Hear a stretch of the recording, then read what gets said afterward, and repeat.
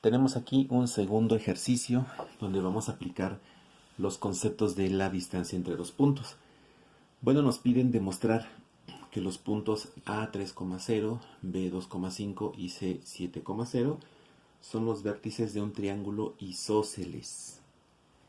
Y además tenemos que calcular su perímetro. Bueno, el primer paso que siempre nos conviene hacer es trazar en el plano los puntos. Encontramos que el punto A se encuentra aquí, aquí está el punto B 2,5 y en 7,0 está el C. Pues en apariencia sí son los vértices de un triángulo. Vamos a trazar las líneas para ver si con observación solamente podemos determinar que se tratará de un triángulo isósceles. Cuando trazamos nuestro triángulo, pues notamos que efectivamente se forma un triángulo que en apariencia sí es isósceles. Recordemos que en el triángulo isósceles la característica principal es que dos de sus lados son iguales y diferentes a el tercer lado. Estamos indicando que el segmento que hay desde el punto A hasta el punto B le vamos a llamar D1.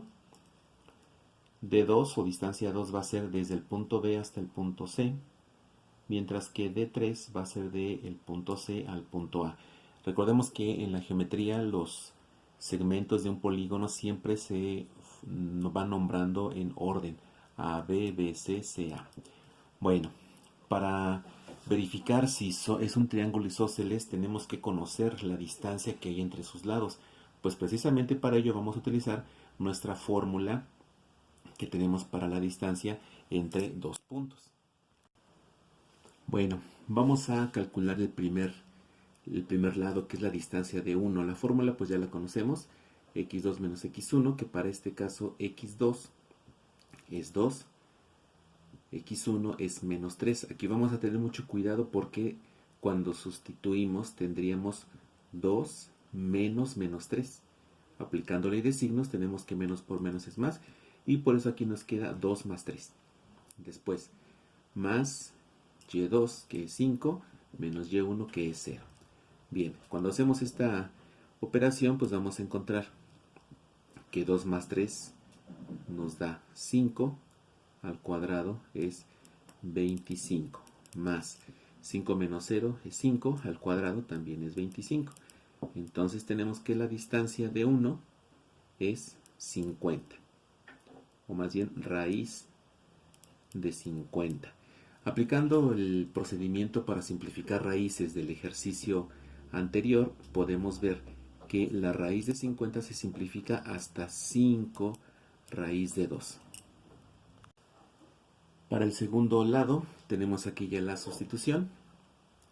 Distancia BC, x2 menos x1 es 7 menos 2, más y2 menos y1, 0 menos 5.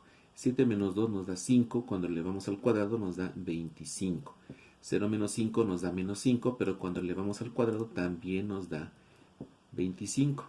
Esto significa que la distancia 2 también tiene un valor de raíz de 50 que se reduce hasta 5 raíz de 2. Ahora, parece ser que sí es un triángulo isósceles, pero tenemos que conocer la distancia 3 para determinar si realmente este es diferente. Entonces vamos a sustituir los valores. Bien, cuando sustituimos los valores de 3, pues aquí tenemos que x2 menos x1 es 7 menos menos 3, nos da 7 más 3 al cuadrado, más y2 que vale 0 menos y1 que vale 0, pues simplemente queda 0. Al elevar 10 al cuadrado nos da raíz de 100, pero resulta que 100 sí tiene raíz exacta, que es 10. Aquí estamos encontrando entonces que en realidad efectivamente nuestro triángulo sí es isósceles. Entonces aquí podemos indicar esa cuestión. Podemos entonces determinar que efectivamente el triángulo ABC en realidad es un triángulo isósceles. ¿Cuál es la razón? Porque hay dos lados de él que son D1 y D2 que son iguales entre sí, pero diferentes al lado 3. Finalmente nos piden el cálculo del perímetro. Bueno, calcular el perímetro de un triángulo no es nada complicado, solamente tenemos que sumar sus lados. Bueno, sustituyendo los lados va a ser distancia 1 más distancia 2 más distancia 3.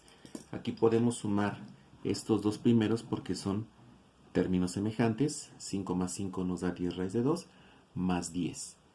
Y si aplicamos una técnica de factorización al final, tenemos que el perímetro, entonces nos queda 10 por 1 más raíz de 2. Y ese va a ser el perímetro de nuestro triángulo.